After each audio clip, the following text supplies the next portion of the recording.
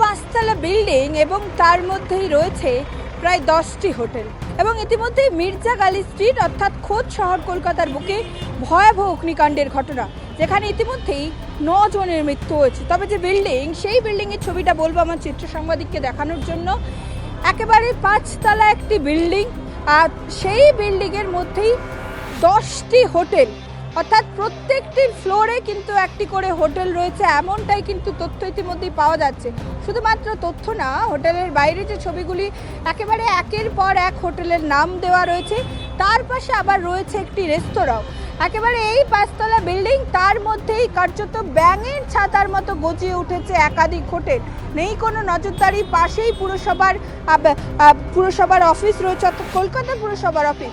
এবং তারপরেও কিভাবে বেআইনিভাবে এই বিল্ডিংয়ের মধ্যে এতগুলো হোটেল গড়ে উঠলো, তা নিয়েই কিন্তু উঠছে একাধিক প্রশ্ন। কারণ ইতিমধ্যেই এই অগ্নিকাণ্ডে ঘটনার পর একাধিক তথ্য কিন্তু সামনে আসছে।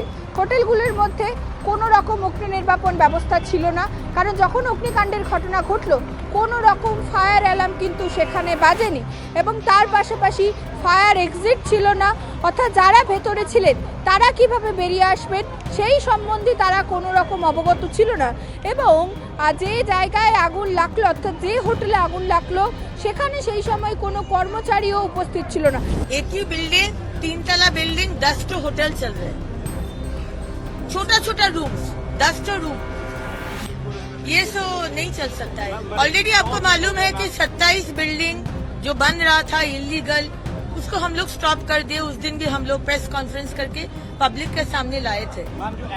ऐसा तरीका से जो होटल चलाएगा उसको होटल चलाने नहीं दिया जाएगा। যে হোটেলে হয়েছে এই বিল্ডিংটার মধ্যে 10টা গেস্ট হাউস আছে, 10টা, সেখানে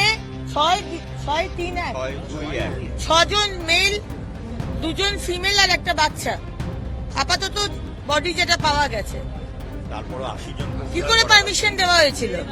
এবং দেখা যাচ্ছে একটি বিল্ডিং, তার মধ্যে একেবারে ব্যাঙের ছাতার মতো 10টি হোটেল রয়েছে এবং যাতে স্বাভাবিকভাবেই কোনো নজরদারি নেই। একেবারে উঠছে প্রশ্ন যে এর আগেও আমরা দেখেছি একেবারে বিভিন্ন জায়গায় বেআইনি হোটেল গড়ে ওঠা, বেআইনি বিল্ডিং গড়ে ওঠা, এবং সেই জায়গায় পুরসভা থেকে কিছুটা দূরত্বে একেবারে মির্জা গালি স্ট্রিট, সেখানে কিভাবে এই আবাসনের মধ্যে বা বিল্ডিংয়ের মধ্যে 10টি হোটেল তৈরি হলো, একটি রেস্তোরাঁ, সেখানে নজরদারি কোথায়, তা নিয়েই কিন্তু উঠছে এখন প্রশ্ন। ক্যামেরায় জ্যোতির্ময় সঙ্গে report, news time Bangla, Kolkata.